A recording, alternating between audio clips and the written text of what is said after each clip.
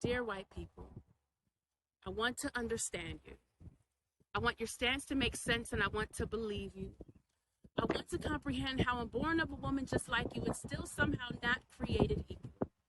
I've tried accepting your truths, prayed they be self evident, but if I can be honest, proper use of evidence isn't really your specialty, especially when melanin is on trial. But please hear my heart.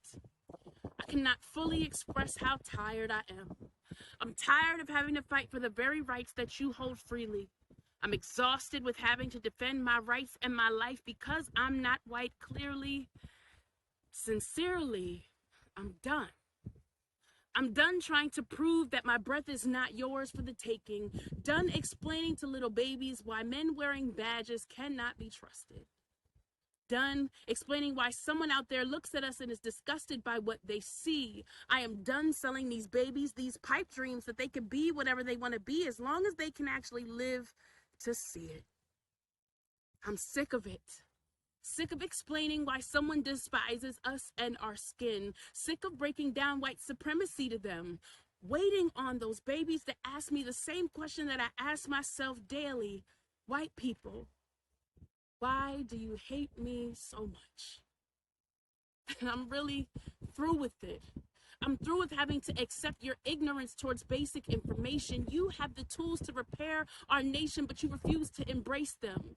Your refusal, your denial, and ignorance is just another form of segregation separating you from us. One nation under God, divisible with liberty and no justice for all. Because justice for all only seems to justify y'all. Because you never intended that we receive our due process. Because ignoring the cries of this broken system is your bliss. But your bliss, baby, it be our sunken place. Your turning away is a punch in the face to every black face that you know. You are the disgrace. Telling us to legalize your hate, drilling in us to make America great when these United States were founded on the backs of the blacks that you loathe so much. You build up and then hide behind your walls of privilege, the very privilege you own without having to earn. You've learned to swim in its waters while your sons and daughters build sandcastles at its shores. You convince yourself that because it's not your problem, there's no problem that needs to be solved.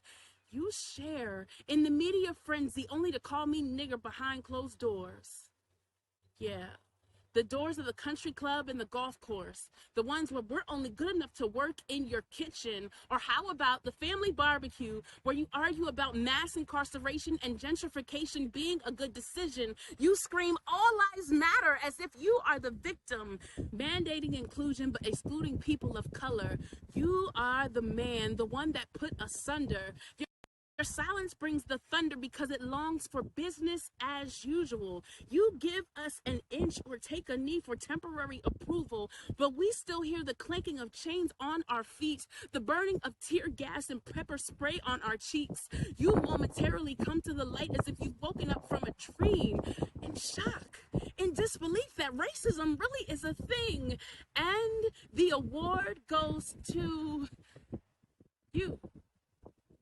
Your moments of clarity don't give us amnesia. You know that you have racist friends and family, colleagues, and neighbors, and you know how they treat us. You've heard the laughter. You've seen the images of how they demean us. You know you've judged based on our complexion because you really haven't taken the time to see us. Can I tell you something? Your hashtags won't stop the body bags. Your reposts can't bring these black lives back. Your apologies rest alongside your broken promises for justice. Your lies are like you burning Dr. King's dream and then you spit on his ashes. There is no excuse in the world that excuses your thirst for black blood. I call my blood black because you cannot conceive that I bleed crimson. For some reason, you deceive yourself into thinking we were and we are a mistake. No, in your mind, you and I could never be the same. To you, we are trash. To your children and your children's children, we aren't even worth being thrown away. Hunting us down like prey is your pastime. Putting us down like a wounded animal is your option. Gunning us down is your choice. Choking us out is your solution when all we want to do is breathe. Yet you refuse to share air that doesn't even belong to you. You stole us, you sold us, and make us pay for some debt you feel is owed to you. We are the elephant in the room, the one you don't pay attention to until it tramples you. We're neither seen nor heard, and this is what you're married to. The idea that we are good enough for your plantations, but not welcome in your conference rooms. That our culture is good enough for you to mirror, but not one you can fall subject to. We can play in your sports and we can go for the gold, but we're not what your kids can aspire to. We've gone from your commodity to your convenience. The moment that we fall out of line, we are no longer needed, draining us dry, robbing us of our freedoms, crushing our good, then shocked when you see our evil. White people, please lend me your ears. You are not nervous when you see flashing lights in your rear view. You do not feel the need to straighten your hair before an interview. You don't fear for your life in beautiful suburban neighborhoods. You don't have pictures of lynching etched in your memory. You don't walk in public places and hear racial obscenities. Your mothers, they don't worry or dread the moment that you leave the house. You won't get nervous in white establishments. You won't be killed while going for a jog. You won't need to tone down your whiteness just to keep your job. You won't be killed for eating Skittles. No one will shoot you dead in your home. You won't be shot while unarmed or simply reaching for your phone. You don't need to beg or demand freedom for your race, and you'll never ever have to protest for your place. You'll never relate. And, well, it's not that you are not aware, and it's not that you are blind. It's just that your bloodline has taught and told you that we don't matter. Your ancestors wrote our story before they even considered our chapters. You may not be the source, but your lack of change is a factor.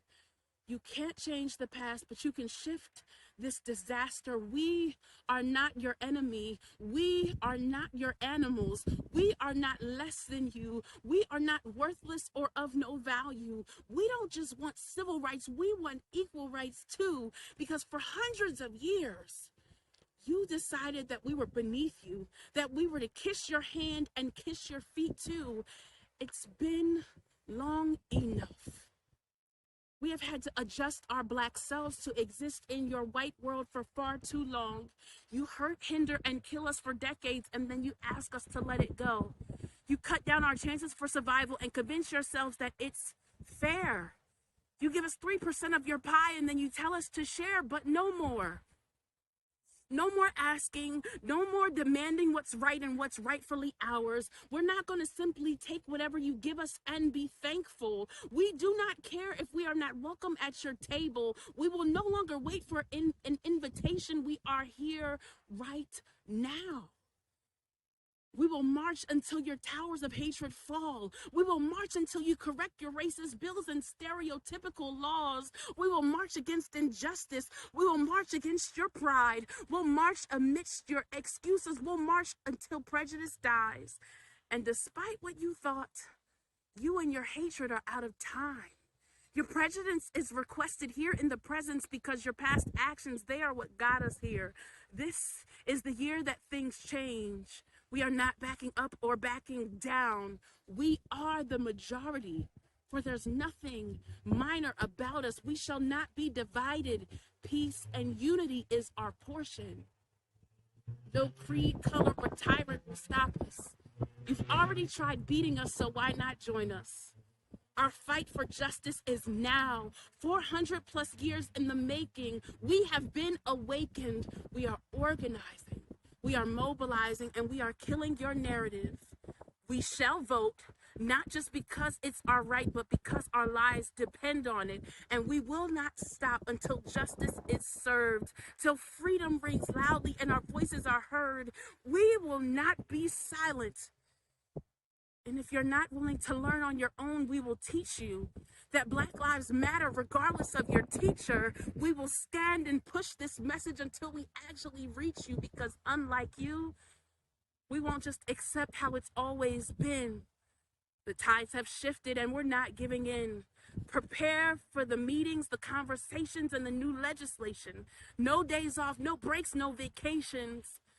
We are exhausted and we are weary with little to no rest, but I promise you, we won't let up until your knees are off of our necks.